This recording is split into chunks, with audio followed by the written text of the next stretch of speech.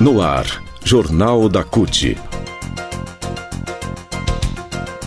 Notícias, Giro sindical, direitos, mundo do trabalho, política, economia, saúde. Aqui, a classe trabalhadora tem voz. Olá Brasil, eu sou o André Acarini. Hoje é segunda-feira, 15 de março de 2021. No Jornal da CUT de hoje você confere os seguintes assuntos. Frente Parlamentar luta para reabrir a Fafem no Paraná. Fábrica de fertilizantes que foi fechada por Bolsonaro tem capacidade para produzir oxigênio. E ainda, presidente da CUT, Sérgio Nobre, apresenta nesta terça-feira estudo inédito sobre os prejuízos econômicos da Lava Jato ao país. São os assuntos que você confere a partir de agora aqui no Jornal da CUT.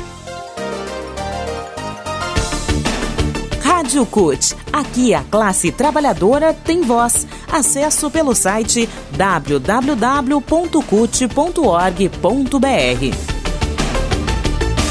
Na semana passada, aqui no Jornal da CUT, a gente ouviu o ex-presidente Lula falar sobre um estudo que está sendo elaborado, que foi feito pelo Diese, na verdade, que mostra os prejuízos causados à economia do Brasil pela Operação Lava Jato. Pois bem, nessa terça-feira, às 2h da tarde, Sérgio Nobre, presidente da CUT, vai apresentar ao movimento sindical e à mídia um estudo inédito da Central elaborado pelo Diese sobre os estragos provocados na economia pela Operação de Curitiba, que foi deflagrada em 2014 e dissolvida agora em fevereiro deste ano. A apresentação vai ser feita em um evento virtual ao vivo nas redes sociais e no canal do YouTube da CUT Brasil. O levantamento da CUT Diese revela que a Lava Jato fez o Brasil perder 172,2 bilhões de reais em investimentos e destruiu 4,4 milhões de empregos. O setor mais afetado foi a construção civil, que perdeu 1.100.000 postos de trabalho. A destruição no mercado de trabalho foi tão extensa que até atingiu categorias de setores fora das cadeias produtivas mais atingidas, construção e petróleo, como a educação privada, com 106.500 vagas perdidas. O Sérgio Nobre diz que o objetivo desse estudo é garantir a criação de instrumentos e leis para impedir que a destruição causada pela Lava Jato se repita no Brasil. Ele revela a importância do estudo inédito da Central, elaborado pelo Diese, sobre os estragos provocados na economia pela Lava Jato.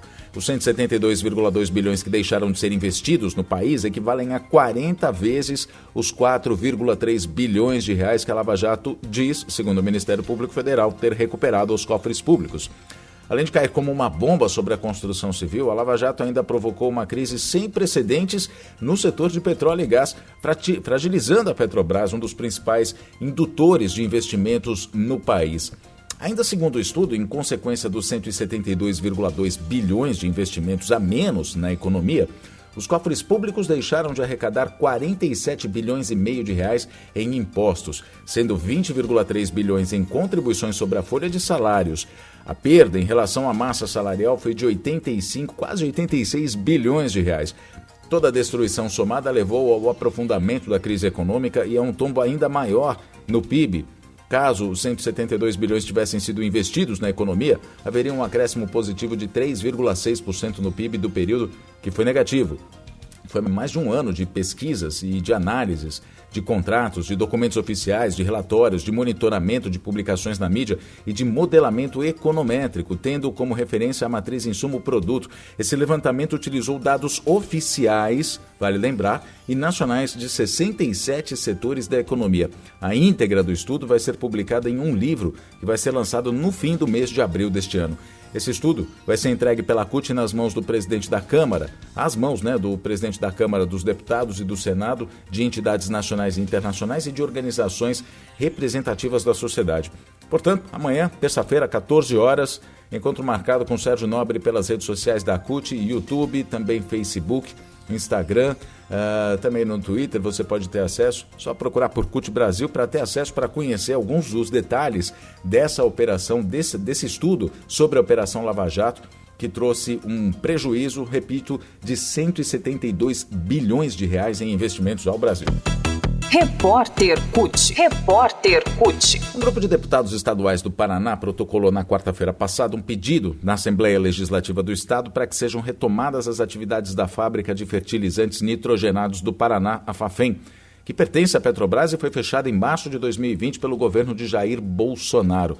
Além de preservar quase 400 empregos diretos e 600 indiretos, totalizando 1.000 empregos, a reabertura da unidade representaria um importante instrumento para salvar vidas durante a pandemia do novo coronavírus, que já matou mais de 275 mil brasileiros pela Covid-19. Alguns deles morreram asfixiados por falta de oxigênio, como aconteceu em Manaus e em várias cidades do interior do país. A Fafem tem capacidade para produzir 30 mil metros cúbicos de oxigênio por hora, o que daria para encher 30 mil cilindros hospitalares de pequeno porte, com capacidade média para 20 inalações de 10 minutos cada. Isso ajudaria a garantir o suprimento ao sistema de saúde e evitar dramas, como o que foi vivido pela população de Manaus.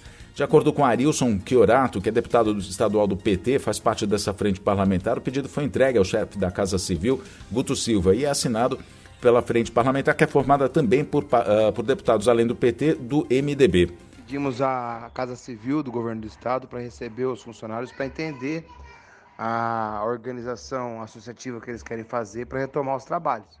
Agora a Casa Civil tem uns dias para responder para a gente, para organizar, para o Estado entrar nessa intermediação junto à Petrobras e oferecer isso como parte do Estado, entendeu?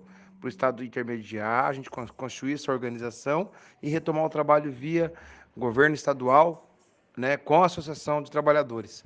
Então a gente está aguardando aí o retorno da Casa Civil. A gente repete, a capacidade da Fafem de produzir o oxigênio é enorme e é essencial nesse momento do país.